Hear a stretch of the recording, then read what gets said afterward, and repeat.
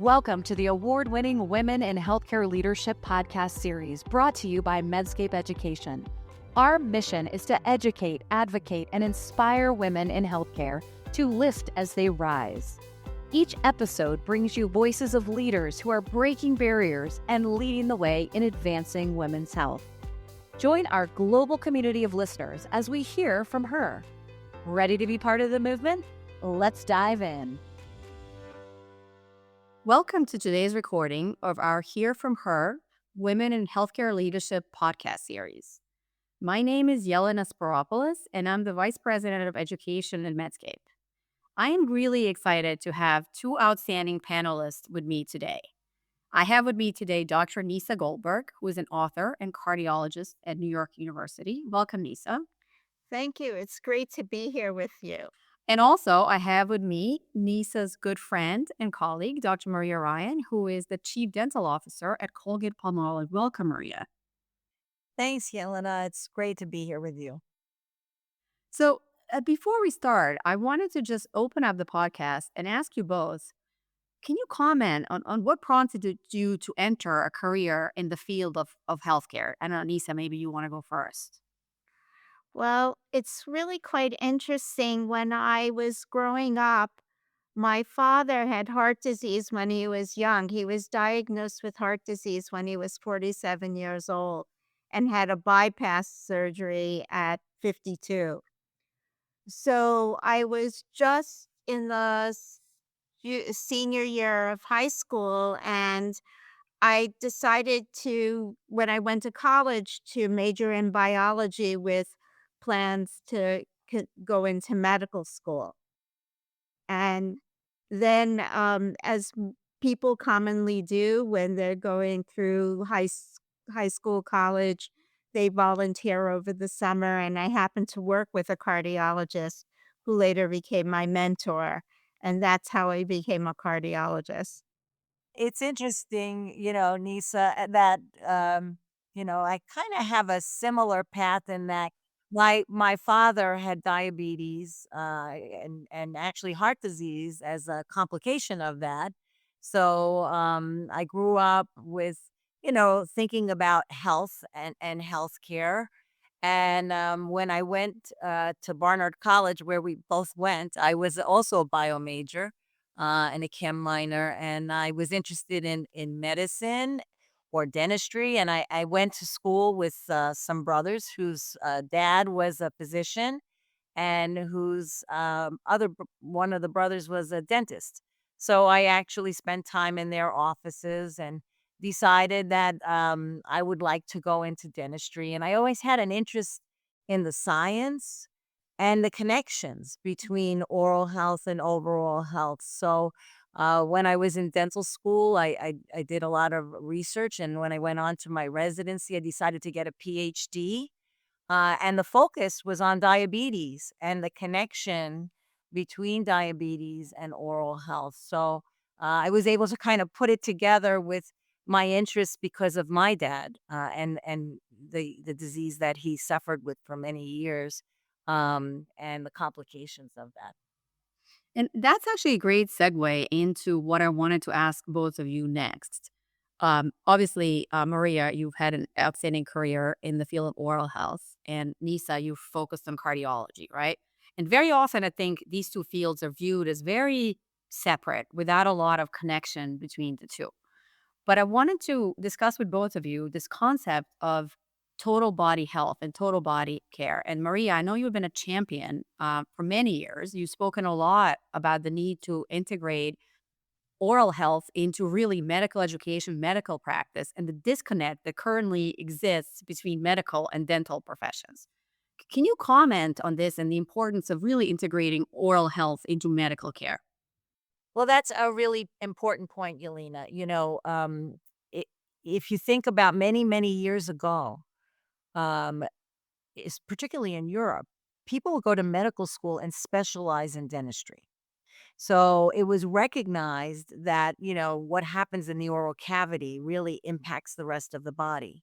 And somewhere along the way, it became completely separated. Yet there are 4 schools actually in the United States um, which really are integrated with the medical school. Harvard is one, Columbia is another one, University of Connecticut, and Stony Brook University, where I taught for 20 years. I was an academic before I actually came over to Colgate to be their chief clinical officer. And I went to three out of those four schools, and I sit on the board of one of them as well at this point. And so I recognize that that type of education is really critical where dental students go to medical school and they learn about all of the diseases that can be impacted by oral health and also can increase the risk for oral diseases. And unfortunately, in medical school, and Nisa can speak to that in a moment, there's very little education on oral health.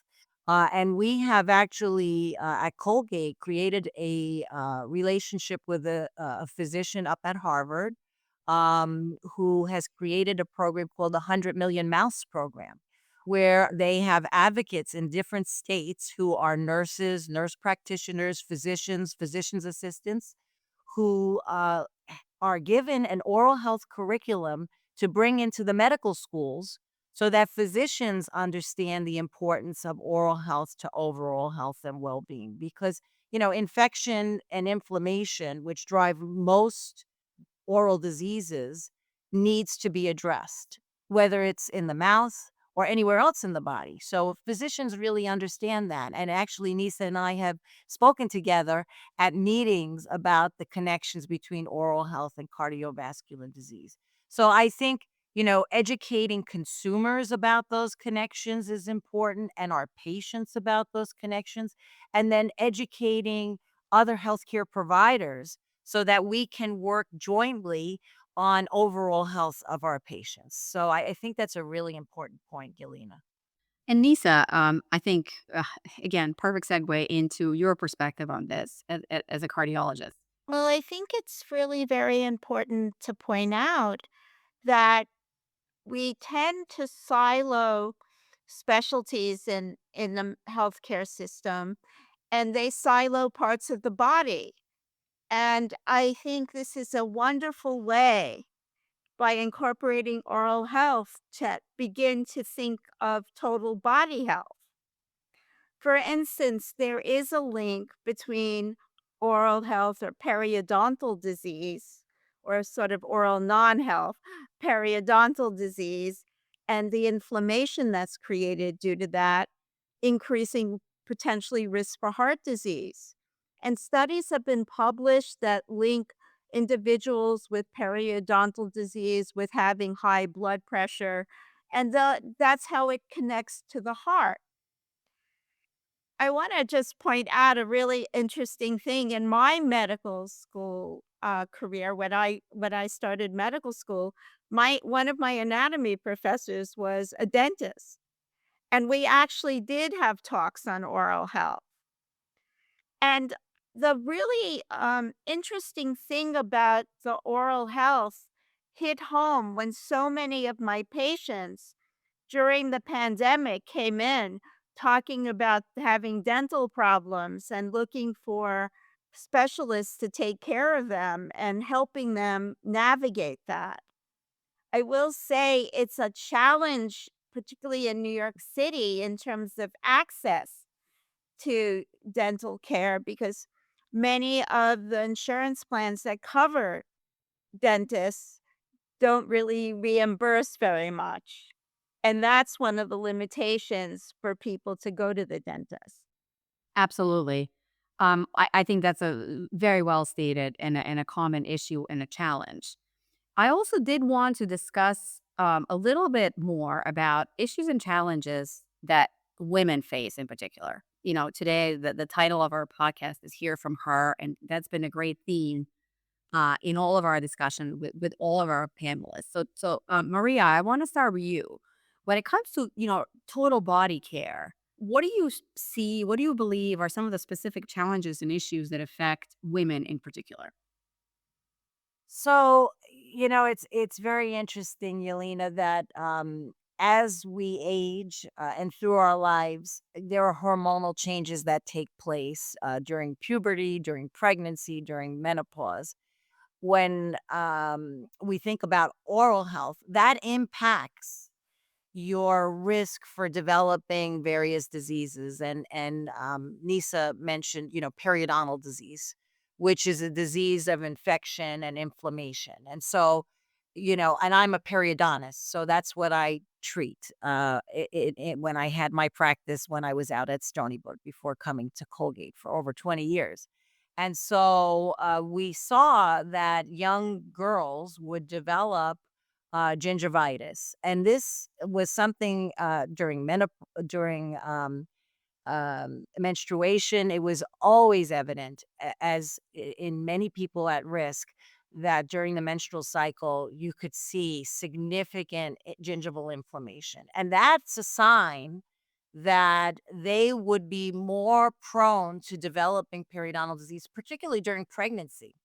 And, there's an old wives' tale that women would say to me, "Oh, my mom told me with every baby you lose a tooth." Well, you don't need to, but if you don't understand that the risk is elevated with changes in estrogen and progesterone, then you don't realize that you can develop very significant periodontal disease during pregnancy. And in fact, if it's not treated, many studies have shown this can lead to adverse pregnancy outcomes. You can have your baby too early. And that is a major issue. And that's why it's many periodontists and obstetricians work together to tell women that before pregnancy, they should have good oral health. And if there's issues during pregnancy, it needs to be managed. And then, of course, later on in life, as estrogen levels decrease during menopause, women are more prone to bone loss. We talk about osteoporosis and osteopenia. Well, the same is true around their teeth, because what keeps your teeth in your jaw is the bone, right? So you're more prone there. And what's very interesting about this, Yelena, is that most, not only physicians, but dentists don't really recognize the specific issues that women face throughout their lives. And I have had many women come in to see me who have had significant issues, and they say, "No one ever talked to me about this before. No one ever told me about the risk. No one ever explained to me why I'm having all these problems and how I might be able to address them." I mean, during menopause, some women get actually something called burning mouth syndrome. They think they're crazy. Their mouth feels like it's on fire. But it can be addressed by changing the levels of hormones, by providing them with estrogen. And so these are things that, unfortunately, in medical research, very often the focus was always on men. And there's actually a book about this called Invisible Women, which talks about even why seatbelts are the way they are, why certain drugs work for women, but we didn't know that because they were not part of these studies. And I'll hand it over to Nisa, who's my doctor, and I was trying to control my cholesterol for years, and I was on Lipitor, and I had muscle aches and pains and all this. And I went to see Nisa, and I said, "I've tried everything to get my cholesterol down." She goes, "Well, you should be using Crestor. That works better in women." And I said, "No one's ever told me that before." So we face these issues where I think sometimes it isn't taken into consideration what's happening with women and their health and what works better for us, perhaps, and is different than what might be the case in our male patients. So maybe Lisa want to comment on that. Well, I think that it's really important to point out a couple of things about differences in men and women in the healthcare space. So, first of all, women make more doctor's visits than men, and they're least satisfied with their health care. So that it tells you that maybe the women feel they're not being heard in the doctor's office. And then when we look at the research studies, in particularly as an example in cardiovascular research, that women have been underrepresented for a long time in research studies. I think it's getting better. We now have studies, many studies where there's nearly 50% women and men. But it's really important to look at how we do research It's another job people do. They have to sign this big, long consent form, and then time for visits or lab tests or whatever it is that is required of the study. But I think that with the pandemic, we actually learned how to do things remotely, so that's even getting easier for participation in research trials. In terms of understanding, women really are very health centric. They actually take care of the health of their whole family and and take care of themselves last. So oftentimes when they go to the doctor's office, they're much sicker than they have to do because they haven't been in for preventive services. That includes for things like high blood pressure, diabetes, learning about a diet and exercise program, and taking care of their teeth. So we have to make it easier for people. One is we have to make sure that women are heard in the office. In terms of communication styles, men and women communicate differently. And it's really important for our doctors who are going to be training in the future to understand that. Absolutely. And, I want to get back to one thing you just said. We talked about research studies. Another thing that has come up is due to the fact that perhaps women were underrepresented in some of the research studies, what often also comes up is the issue of dosing. And very often women are treated or dosed like a small man. Why is this still happening? Well, that's interesting because the title of my first book was called Women Are Not Small Men on Women and Heart Disease for that very reason. Because it's not only about actually dosing the therapies, but making sure the therapy works in women. But let's go back about dosing the medication and something that Maria brought up about statin therapy. You know, I was once given an assignment for a medical symposium where side effects worse in men or women or the same on statin therapy. So at that time, there was nothing published on that. And I went through lots of resources to develop the slides for this study. And it was important that I did a good presentation so that it, what I did was I looked at an article that was published in the American College of Cardiology that looked at things that increase side effects to statins without gender. But if you looked at the list, you would realize they were describing women, petite frames, polypharmacy, chronic conditions, so that in some ways, the research community didn't even realize that there could potentially be differences between men and women. I will say that when prescribing statin therapy, women have told me about the side effects that they develop, that they've been to different doctors and nobody was listening to them. Including recently, I saw a patient that thought all of her cholesterol medicine was causing her muscle aches. And I actually tested her for autoimmune disease, and she has autoimmune disease. So it's really about going to a doctor who's going to be able to go the extra mile and think about what the person is telling them so they order the right test to make the diagnosis. Yep, absolutely. And, I was just really, really excited to see. I'm sure both of you are aware that, for example, JAMA, Journal of American Medical Association, just launched a women's health journal.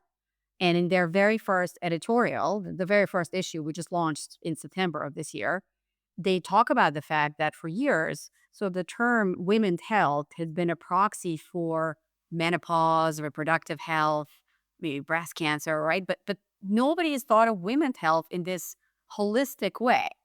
And, Maria, to get back to you, I'm personally, much closer to menopause than to puberty. My dentist has never said to me, Are you in menopause? Are you, you know, Let's talk about your health in general, right? Nobody has ever said that to me. So it's really fascinating to me to see that we still face these issues. But I'm also really encouraged to see that there has been progress made. And that's really the goal of our podcast, to elevate voices, to talk about some of these issues, and hopefully, come up with strategies and ways that women can advocate for themselves. I have to say, Yelena, so during menopause, many women are put on bisphosphonate therapies.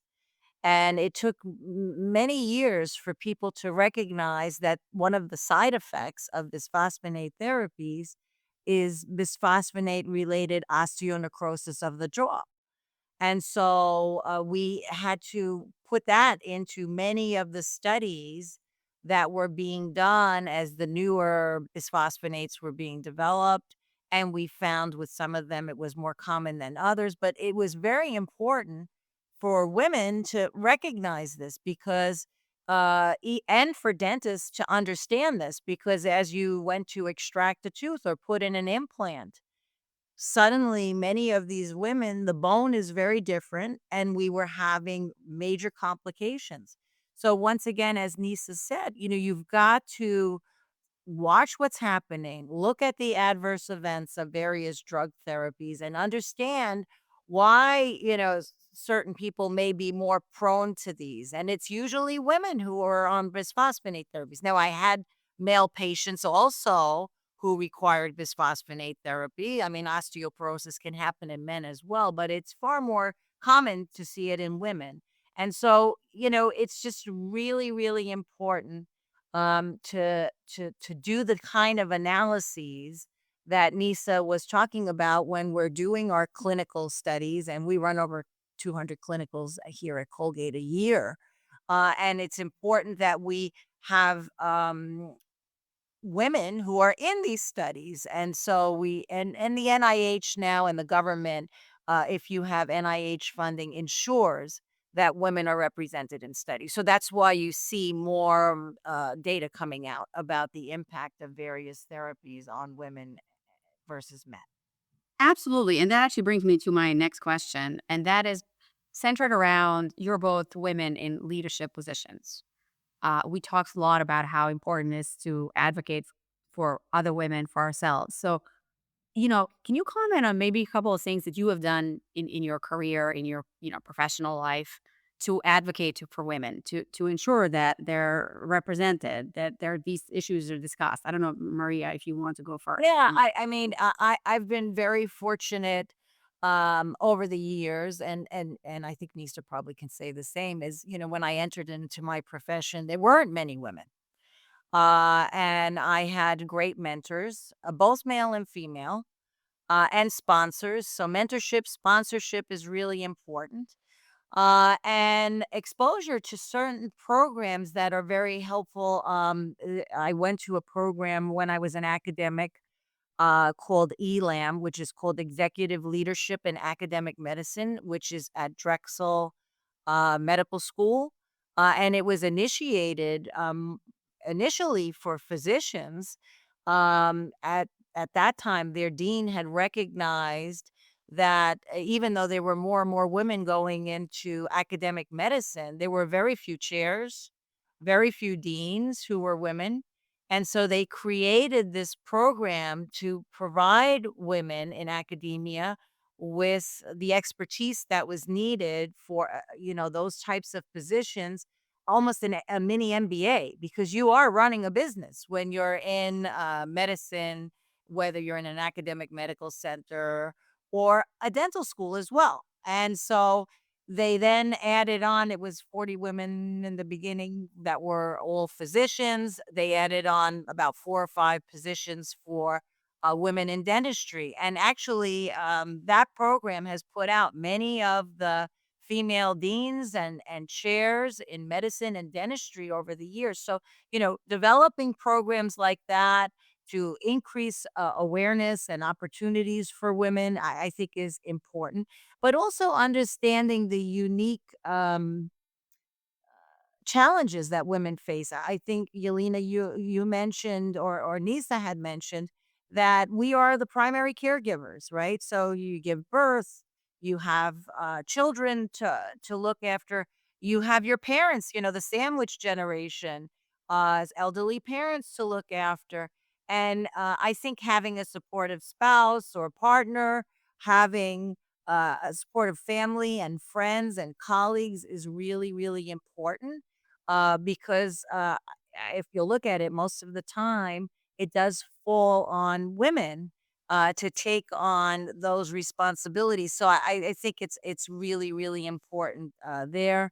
And I would say also diversity is important because of what we just talked about. Women do recognize the issues that women are facing, and concordance between physicians and patients is really important for some people. And they want to go to a woman physician or a woman dentist because they may understand better the issues that they face. And I have to say, in business, diversity is important as well. I sit on many boards, and I have brought up issues where many male colleagues would not even think about. Why would it be important for a consumer products company to focus on the issues that women face during pregnancy or during menopause? If there aren't women sitting there, very often that subject won't come up. What products can we produce that can help women at different stages in their life? So I think we face different issues, and I think helping and mentoring and sponsoring and supporting women is really, really important. Couldn't agree more. And Nisa, that brings me to the question I wanted to ask you. What about mentorship? Maria just talked about that. How can women serve as mentors and really support other women, not just to enter a career in healthcare, but to get to those leadership positions? Because Maria, I'm 100% in agreement with you there. There's this concept that we call the leaky pipeline, where women start off. And I think in today's world, there it's actually more women entering medical school than men, but yet when you get to those academic positions, the deans, the C-suite, it's still predominantly men. So how can we mentor other women and help them to truly excel in their careers? Well, I think that's a good question. So, Maria mentions the terms mentorship and sponsorship. So, let's talk about the differences. A mentor is someone who's a sounding board, who works more with you in your workplace or at school or in practice or when you're a early academic doctor or clinical doctor, and help, is there to actually, as a sounding board, to listen to you, to maybe set you in the right direction or give you other opportunities. But sponsorship is an avenue where the person actually has access to those in leadership so they can actually help to promote some of the work you're doing. Sponsors may also set you along the path to help you find funders for your research projects. So you need a combination of both. And I think you just don't become a mentor overnight, or if somebody comes up to you and says, "Will you be my mentor?" I remember we used to talk a lot at the Women in Cardiology Committee at both the American College of Cardiology and the American Heart Association about mentorship and what to expect and who should be my mentor. I also want to point out to women who are early in their medical or dental careers that your mentor doesn't only have to be a woman. I personally have had mentors who have both been men and women. So I think you have to find someone with whom you can click, and sometimes you have to learn that you have to take criticism well. You have to learn that, and it's really important. One of the opportunities I had at NYU is to be part of the leadership development program. And I think the whole concept of when you're with people, whether it's you're being mentored or you're teaching others or you are a mentor, is to always be curious and ask questions. And don't be a yes or no kind of person. you have to really be someone who's open-minded, and like Maria, I agree that we have to really have a diverse workforce and a diversity in mentors and sponsors. Yeah, and if I can add, Nisa, and you come to present here at Colgate, I'm really proud to be the sponsor of our Colgate Women's Network. And, we have various groups at Colgate, and one of them is a very, very strong women's network. Uh, and it's very supportive of our female employees. And I'm unbeknownst to me, when I came to run my group, it was 70% male and 30% female, and now it's 60% female and 40%. And just based on, qualifications, etc. But also women then gravitate to working with people who they feel will mentor them and that they can have a successful career with. And I think that, and it can be male or female, but I think it's important to create an environment where you can succeed, right? And you understand the issues that women face in the workforce, and understand how to help them to move forward. And I have to say, I've written many letters over the years in support of many people who have come up in their careers for chairs, for deans, etc. But as Nisa said, that can come from men and from women, but you need to find people who will be there to support you. I think it's very important. Absolutely. And so, with hearing you say that, I wanted to close our podcast with a quick question to both of you, maybe just one or two sentences. Let's go with Nisa first. What do you think the future holds? What are you excited about to see with the next generation of women leaders, the way that healthcare is evolving? Give me one thing you're excited about. I'm excited about young women and young people in cardiology, that they work collaboratively, and that there are lots of women in the cardiology division at NYU, and there always have been. And I think that that should be a model for programs of the future, that we worry less about whether someone is a man or a woman, but we worry about whether or not they're gonna be a good cardiologist. I think it's really important for, and I've always brought this up, that I wanna be a cardiologist who happens to be a woman, not a woman cardiologist. It's really important, and I think the future, I'm gonna challenge the researchers of the future right now, because one of the things I'm seeing in clinical practice with this whole renewed interest in menopause, which happens every 20 years when a new group of women goes through menopause, is about hormone therapy, and that the research in the past was wrong and hormones were taken away from women. I think there are some things we can take from the Women's Health Initiative. One is women with heart disease shouldn't get hormone therapy. And it's a medical opportunity going through menopause. It's an opportunity to get yourself screened for heart disease. As what I'm seeing in practice is oftentimes women come to me right when they were just started on hormone therapy and they hadn't even had their cholesterol checked.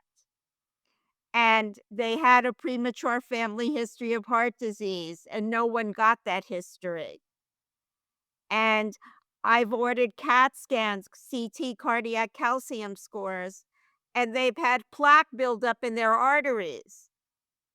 The question is for researchers of the future, what is the best screening to do for women before they go on hormone therapy so that there won't be any untoward events when they go on the hormone therapy? Absolutely. I think for the future generation of researchers, I think the challenge needs to be accepted. Maria, what about you? Yeah, I think, as Nisa said, I'm very excited to see that now 50% or more, almost 60% of our classes in dental schools are women. and to see them in leadership positions. Not as many as the men yet, but we're catching up. But for me, very exciting this week. Last week, actually, I attended the high level meeting at the UN General Assembly where the focus was on non communicable diseases like cardiovascular disease, like diabetes, and the impact of those diseases on people throughout the world and on the world's economy. And I was very happy to see that for the first time, oral diseases were included within those NCDs because there's 3.7 billion people throughout the world who suffer from oral diseases, and the most common chronic inflammatory disease actually is periodontal disease. And it has an impact on all of those NCDs, like cardiovascular disease, as we discussed with Nisa, like diabetes, increased risk for developing diabetes, makes it very hard to control diabetes if you have untreated oral disease.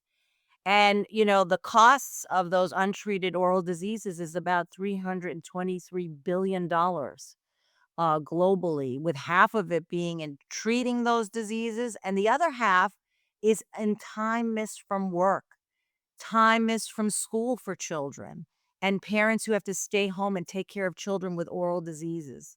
So, the recognition of the importance of oral health during that meeting to me makes me very happy to be in this field right now, where we see this kind of movement and interest in managing oral diseases for the overall health and well being of people throughout the world.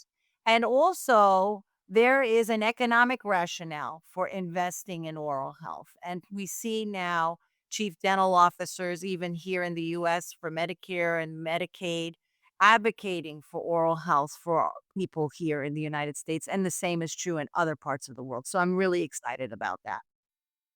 Well, with all of our great discussion today, I'm really excited and enthusiastic to see what the future holds. And so thank you both for participating today. It's been a true pleasure. And for everybody listening, please tune in for our next episode of our Hear From Her podcast series. Thank you again. Thank you, Yelena. Thanks so much for having us on your show. To our listeners around the world, thanks for joining us today. Tune in as we continue our journey to amplify the voices of women leaders in healthcare. Hear From Her is brought to you by Medscape Education.